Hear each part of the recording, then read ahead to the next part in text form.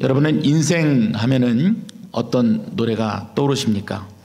순간적으로 40대, 50대에 계신 분들은 인생은 미완성이란 노래가 좀 떠오를 것 같고, 또 더 연세가 좀 있으신 분들은 최희준의 하숙생이라는 노래를 떠올리시지 않나, 이런 생각을 좀 해보았습니다.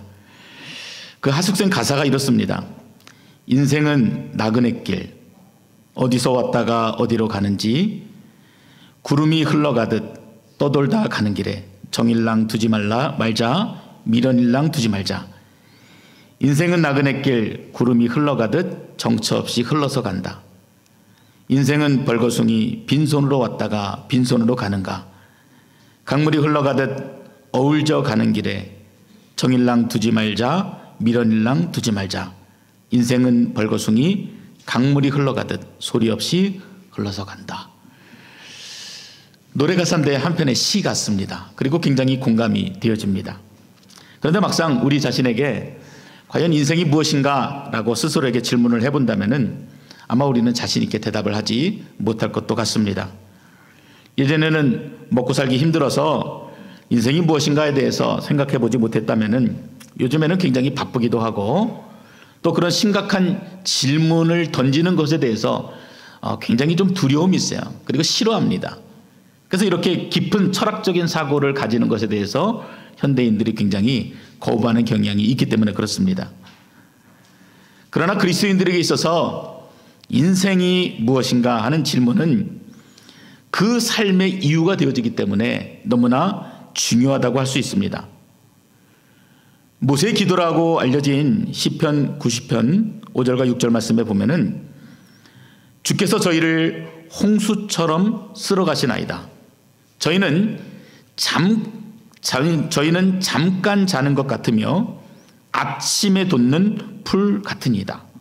풀은 아침에 꽃이 피어 자라다가 저녁에는 뱀바되어 마르나이다. 이사야 선지자도 이사야 40장 6절 7절 말씀에 모든 육체는 풀이요 그의 아름다움은 들의 꽃과 같으니 풀은 마르고 꽃은 시드나 주의 말씀은 영원하다. 이렇게 말씀하고 있습니다. 그러니까 두 사람 다 우리 인생을 뭐에 비유한 것입니까? 풀에 비유했습니다. 모세를 보면은 왕자로 40년을 살고 도망자로 40년을 살고, 그리고 그 마지막 부르심에 따라서 40년을 살게 됩니다. 그런데 그런 모든 인생을 경험한 모세가 자신들의 인생을 뭐라고요? 풀이라고 얘기하고 있는 것입니다.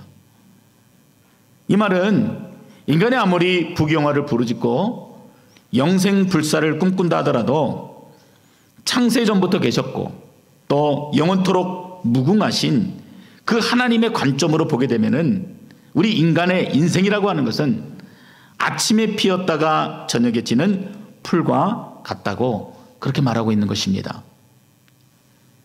아무리 아름답고 화려한 꽃도 시비를 가지 못한다는 화무십일홍이라는 말이 있는 것처럼 이 땅에 있는 사람들이 저마다 영원히 살 것처럼 이야기하고 또 저마다 가진 돈과 권력을 뽐내지만 결국 이 세상에 있는 모든 것들은 한순간에 다 사라지고 말 것이다라는 것을 잘 보여주고 있는 비유라고 할 수가 있습니다.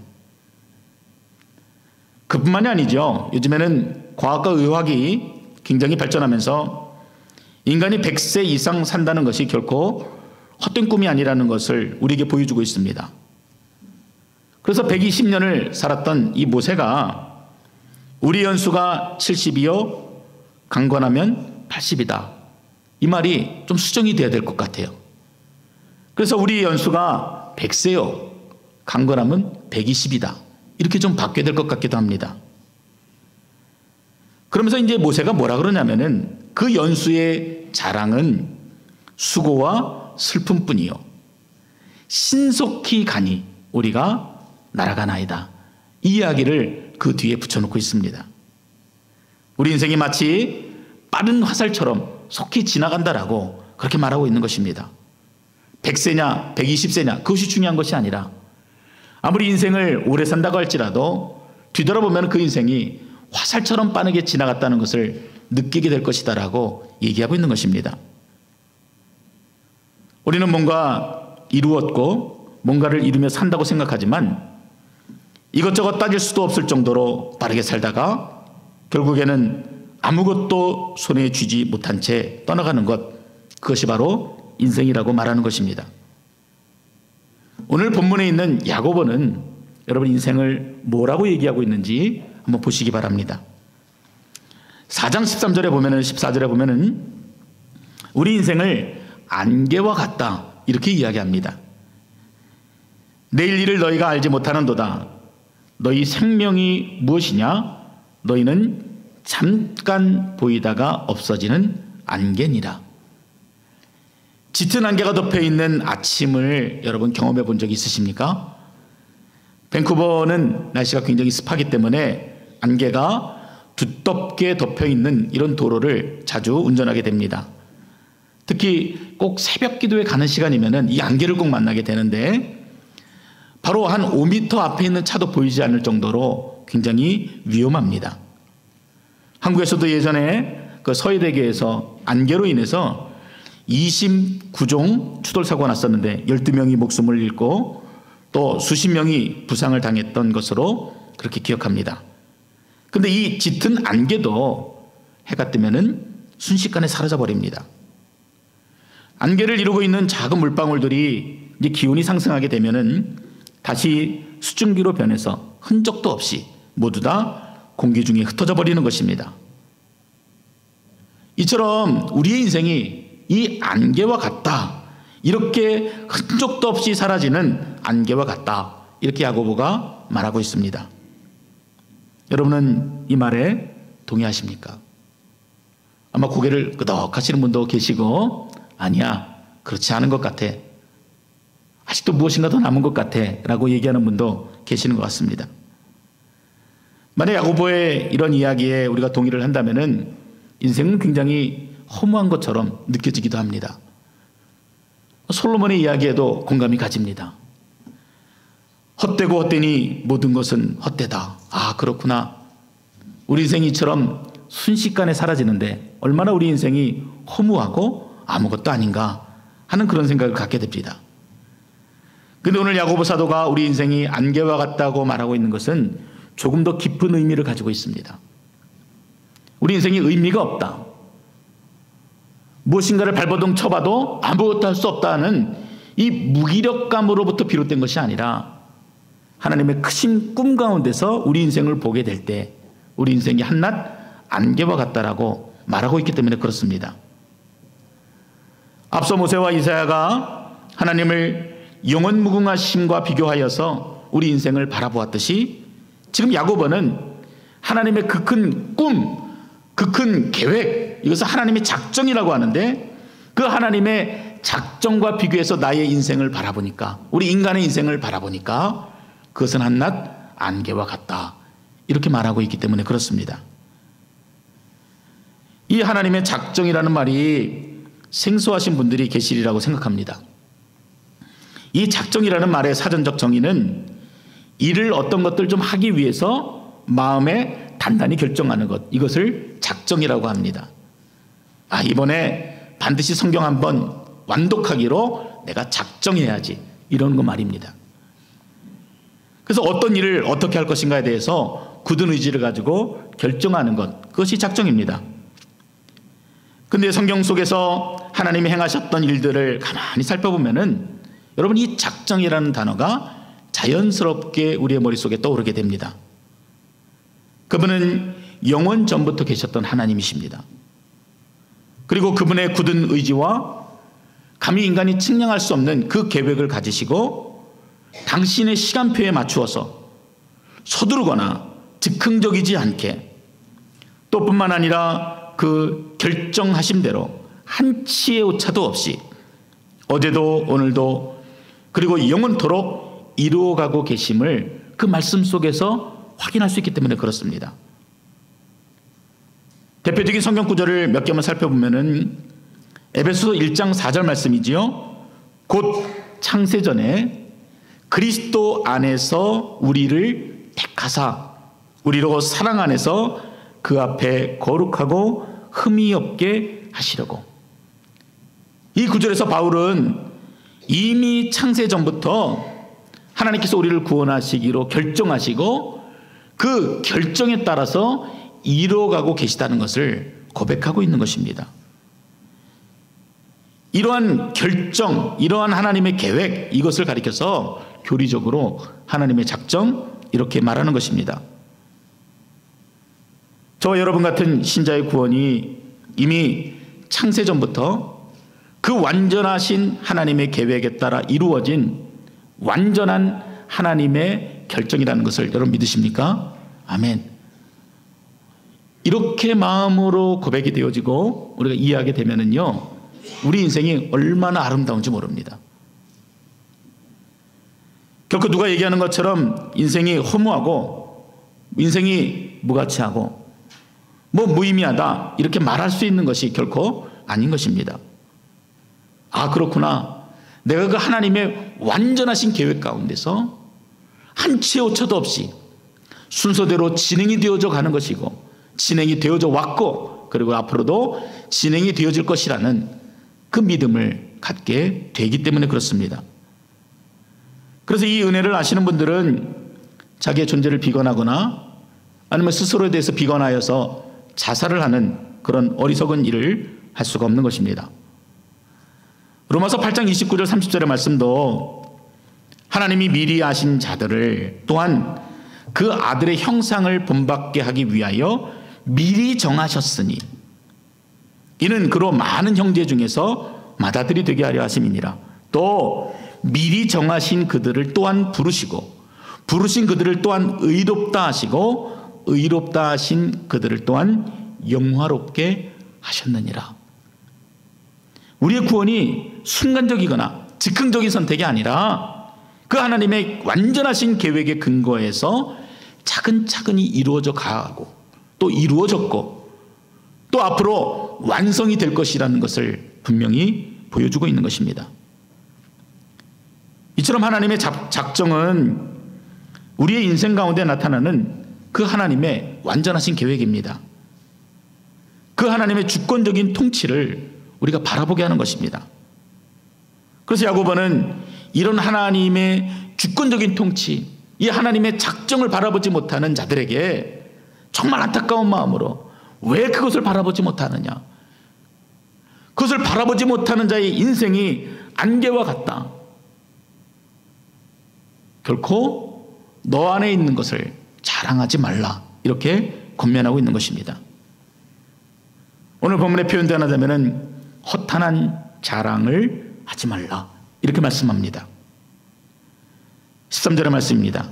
들으라, 너희 중에 말하기를 오늘이나 내일이나 우리가 어떤 도시에 가서 거기서 1년을 머물며 장사하여 이익을 보리라 하는 자들아. 자, 이 말씀은요, 들으라 하는 그 분위기부터 벌써 무엇인가 꾸짖고자 하는 그런 음성이 들리는 것 같습니다. 마지막은 뭐예요? 이익을 보리라 하는 자들아. 그래서 아, 그렇구나, 이것은 분명히 책망의 의도를 가지고 하는 말씀이구나 하는 것을 우리가 느낍니다. 그런데 여러분 보세요. 솔직히 말하면은 오늘 이 야고보가 책망하고 있는 이 대상, 이분들이 하셨던 행동들은 지극히 평범한 일상의 삶입니다. 그냥 우리의 그냥 모습입니다. 새로운 사업을 구성하는 일, 또 그 일을 구체적으로 계획하고 결정하는 일, 시간을 정하고 장소를 정해서 비즈니스를 시작하겠다 하는 그런 마음들 말입니다. 구체적인 목표를 정합니다. 그리고 맨 뒤에는 이익을 어느 정도 남기리라는 마음을 갖고 사업에 대해서 열정을 가지게 됩니다. 여러분, 이것이 죄입니까? 이것이 문제가 있습니까? 그렇지 않아요. 지극히 정상적이고 자연스러운 삶의 모습입니다. 오히려 무엇인가 사업을 시작하면서 아무런 계획도 없이 막무가내로 일을 벌인다면은 오히려 그 사람이 책망을 받을 사람이죠. 그런 사람처럼 무책임하고 무기력한 사람이 어디 있겠습니까? 그런데도 불구하고 야고보는 왜 이 사람에게 잘못되었다, 책망하는 음성을 들려주고 있다고 여러분 생각하십니까? 당시 예수를 믿는 유대인들은 지중해 연안에 흩어져서 이런저런 장사를 하면서 돈을 벌었습니다. 그런데 이들에게는 보이지 않는 문제가 있었습니다. 이들의 말에 따르면 내가 1년을 여기 머물면서 이 정도의 이익을 남기겠다라고 하는 이 말에는 내가 한다, 내가 할 수 있다라고 하는 자만감이 담겨져 있는 그런 고백입니다. 이 자만감은 자신감하고는 다른 것입니다. 능력도 안 돼요. 무엇을 의지해야 되는데 의지하려고 하지도 않고 그냥 무엇인가 교만함을 가지고 이루겠다라고 말하는 것이 자만감입니다. 근데 그 유대인들이 그랬다는 것이에요. 초대교회에 있었던 이분들이 말로는 예수를 믿는다, 나는 예수의 사람이다, 예수의 제자이다, 예수님을 따라간다, 이렇게 말하면서도 그 삶의 영역에 돌아가서 특히 사업을 하고 돈을 버는 일에 있어서는 철저하게 자기 독립적이었다는 이야기입니다. 나 스스로 모든 일을 통제할 수 있다. 그리고 하나님을 의지하지 않았습니다. 우리말로 한다면은 야, 신앙은 신앙이고 또 비즈니스는 비즈니스지, 이러면서 그렇게 자신을 포장하고 신앙생활을 했던 것입니다. 삶과 신앙이 일치하지 않았어요. 지난주 말씀과 연결해서 생각해 본다면은 이중적인 신앙의 모습을 그들 또한 가지고 있었습니다. 우리의 작은 몸집도 하나님의 작정 아래 있는 것인데 그것을 보지 못하고 마치 자신이 모든 것을 아는 것처럼 생각하고 계획하고 결정했던 것입니다. 이것이 문제입니다. 여러분, 우리는 하나님께서 만드신 피조물이에요. 피조물이라는 것은 그 피조물을 만드신 창조주께 절대적으로 의존이 되어 있다는 의미가 담겨져 있습니다. 그런데 피조물이 창조주를 의존하지 않고 그 하나님의 뜻을 깨닫지도 못하고 마치 하나님 없이 내가 존재하는 것처럼 살아가고 있다면 여러분, 그런 사람처럼 교만하고 자만감으로 가득한 사람이 또 어디 있겠습니까? 내 뜻대로 시간을 정하고 내 뜻대로 장소를 정하고 내 뜻대로 사업의 이익을 계획하면서 판단하고 살아가는 그런 어리석음이 이 초대교회 교인들 가운데 있었던 것입니다. 그래서 그런 자들에게 야고보가 16절의 말씀을 보면은 이제도 너희가 허탄한 자랑을 하니 그러한 자랑은 다 막한 것이다, 이렇게 분명하게 말씀해주고 있는 것입니다. 세상으로부터 나온 것이 육신의 정욕과 안목의 정욕과 이생의 자랑이다, 이렇게 말씀을 나누었습니다. 근데 이 이생의 자랑이 허탄한 자랑이다, 그것이 너에게 정당하게 느껴질지는 모르겠지만 그것은 악한 것이다, 분명하게 말하고 있습니다. 그러면서 덧붙이기를 내일 일을 너희가 알지 못하는도다. 너희 생명이 무엇이냐?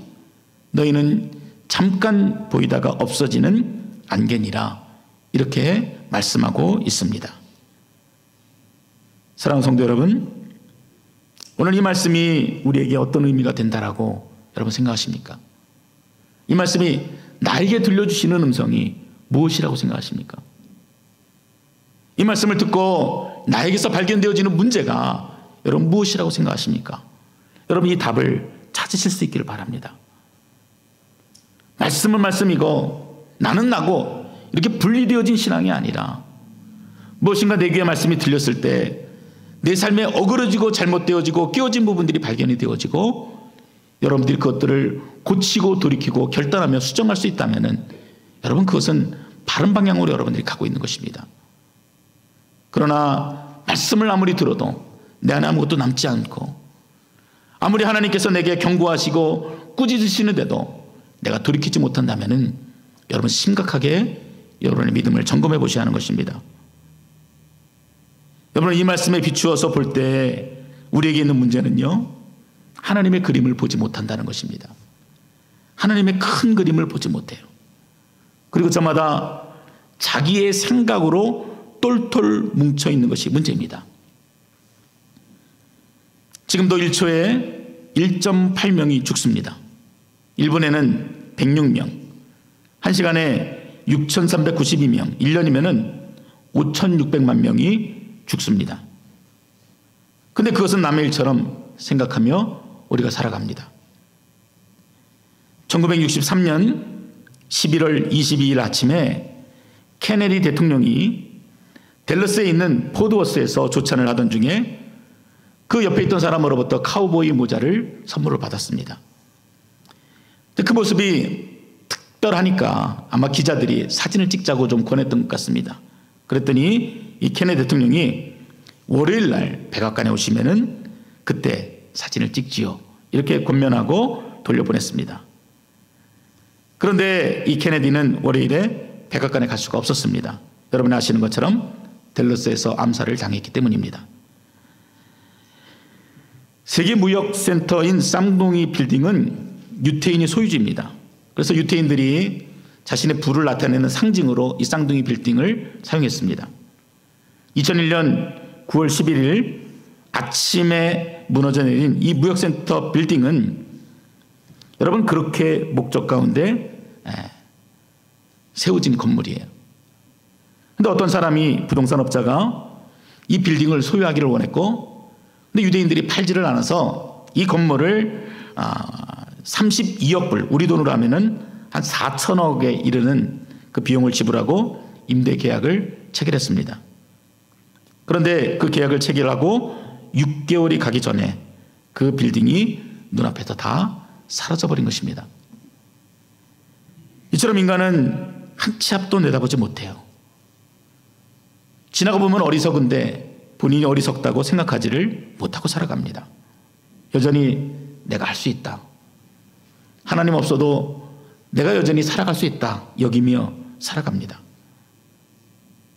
그러나 하나님은 당신의 계획에 따라서 당신의 시간표에 맞추어서 그 큰 그림을 그려가십니다. 지금도 그리고 계십니다. 그런데 이런 하나님의 큰 그림을 무시하고 마치 앞만 보고 달리는 말처럼 자신의 그림에만 몰두한다면 여러분 그것은 정말 어리석은 모습이라고 할 수가 있습니다. 여러분 그러면 좀 더 구체적으로 우리가 어떻게 그 하나님의 큰 그림을 볼 수가 있겠습니까? 15절은 이렇게 말씀합니다. 너희가 도리어 말하기를 주의 뜻이면 우리가 살기도 하고 이것이나 저것을 하리라 할 것이거늘, 우리가 우리의 인생의 주인 대신 창조주 대신 그분의 뜻을 아는 것, 그것이 바로 큰 그림을 보는 것이다 라고 말하고 있는 것입니다. 여러분 이것은 막연하게 감나무 밑에 누워가지고 그 감나무 열매가 떨어지기를 기다리는 것이 아닙니다. 그 하나님을 알기 위해서 적극적으로 행동하는 것이에요. 그분의 뜻이 성경에 기록되어져 있기 때문에 성경을 읽는 것이고, 더 깊이 깨닫고 알기 위해서 함께 연구하고 묵상하고 훈련하는 것입니다. 기도하는 것이에요. 그냥 막연하게 문이 열리길 기다리는 것이 아니라 구하고 찾고 두드리는 그런 의지적인 행동을 함께 요구하고 있는 것입니다. 벌써 저희 교회에서 제자훈련을 시작한 지가 4년이 넘었습니다. 이제 4년이 넘어서고 이제 5년째 접어들자 제자반을 수료하시고 이제 얼마 안 있으면 사역반을 수료하시는 분들이 계십니다. 그런데 이분들 수료를 준비하면서 참 그런 마음이 드는 거예요. 예수님도 제자들을 3년 동안 같이 다니시면서 제자들을 가르치셨지만 참 한 사람을 제자로 세우는 것이 참 힘들구나. 그리고 오랜 시간이 걸리는구나.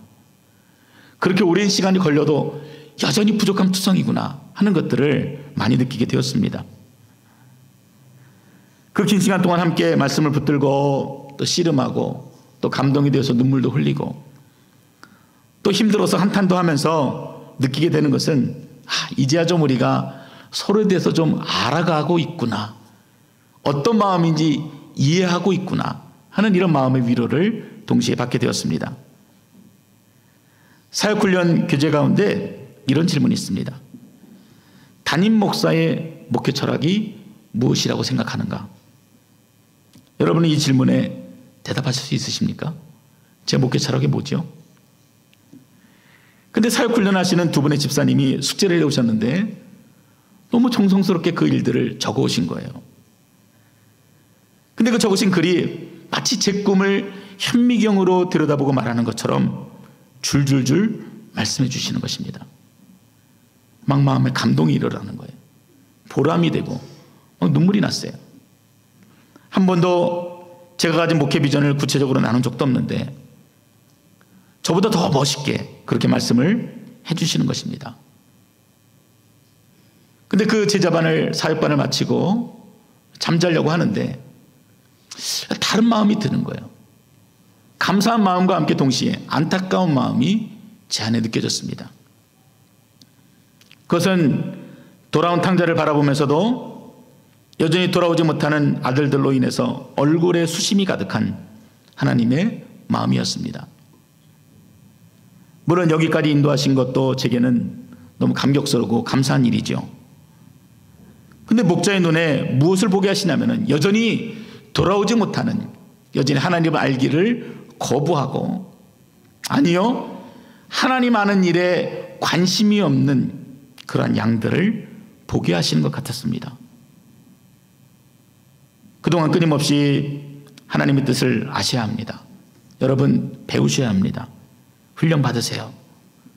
끊임없이 여러분을 초대하고 또 초대했는데도 참 여러분들이 이런저런 이유, 아니면 아무 말도 없으시고 그냥 그 자리에 계시는 분들을 보시게 될 때 참 안타까운 마음들이 있습니다. 때로는 그분들의 믿음이 사정없이 흔들리는 것을 볼 때 이 책임이 제 책임이라는 생각이 드니까 더 마음이 무겁고, 제가 이분들을 바른 길로 인도하지 못하는 것에 대해서 굉장히 책임감을 가지고 안타까운 마음이 들게 됩니다. 넘어지는 분들, 때로는 젖먹이 어린아이와 같은 모습들을 보이고, 목회자가 그 일에 대해서 아무런 능력을 보여주지를 못할 때 느끼는 감정들 말입니다. 근데 주님이 제자들을 바라볼 때 아마 그런 마음이 좀 들었을 것 같아요. 3년 동안 너희들을 훈련하며 함께 보여주고 가르쳤는데 이처럼 무능력한 모습으로 부활의 주님을 바라보지도 못하고 행하지도 못하는 어리석은 제자들의 모습 말입니다. 그런데 감사한 것은 무엇이었습니까? 그런 어리석은 제자들의 모습을 바라보면서도 주님이 그 꿈을 포기하지 않으셨다는 것입니다. 심지어는 책망하지도 않으셨어요. 빈 그물로 돌아오는 제자들을 위해서 맛있는 조반을 차려놓으시고 생선을 구우시고 그리고 먹이시면서 또 다른 비전과 소명을 주시는 예수님의 모습을 우리가 보았습니다. 주님이 이렇게 포기하지 않으셨는데 내 마음에 드는 이런 교만한 마음이 무슨 생각일까? 여러분, 주님이 제자들을 끝까지 사랑하시며 그 맡은 책임을 다하셨던 것처럼 저도 포기하지 않을 것입니다. 여러분을 훈련하고 제자 삼는 일들을 결코 멈추지 않을 것입니다. 그것이 저의 소명이기 이전에 우리 베델교회를 향한 하나님의 뜻이기 때문에 그렇습니다. 예수님께서도 나의 양식은 나를 보내신 이의 뜻을 행하며 그의 일을 온전히 이루는 것이다, 이렇게 말씀하셨습니다. 그리고 그 말씀 그대로 순종하셨고 지금 예배드리는 이 순간도 그 일들을 이루어가고 계십니다. 여러분 믿으십니까? 아멘. 여러분 지금 마음의 문을 두드리고 계시잖아요. 여러분의 생각을 주님이 움직이고 계시잖아요. 그것이 증거잖아요. 여러분이 하나님을 아는 만큼, 그 하나님을 깨닫는 만큼 여러분의 예배가 풍성해질 수 있습니다. 찬양할 때 감동이 안 되십니까? 여러분 하나님의 사랑을 잘 깨닫지 못하시기 때문에 그래요. 내가 하나님을 경험하고 하나님의 사랑을 알게 되면은 정말 그 찬양이 풍요로워지고요, 우리가 드린 예배가 얼마나 귀하고 감격적인 순간인지를 우리가 비로소 알게 되는 것입니다. 신앙이 좋다는 것은 무엇입니까?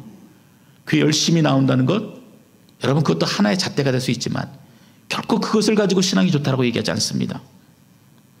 어떠한 형편과 처지에 놓여져 있다 할지라도 하나님의 그 큰 꿈을 바라보면서 그 하나님의 작정을 바라보면서 온전히 그 앞에 순종하게 될 때 내가 가진 계획과 생각들을 내려놓고 그 앞에 철저하게 복종하게 될 때 우리가 신앙이 좋다라고 얘기할 수가 있는 것입니다.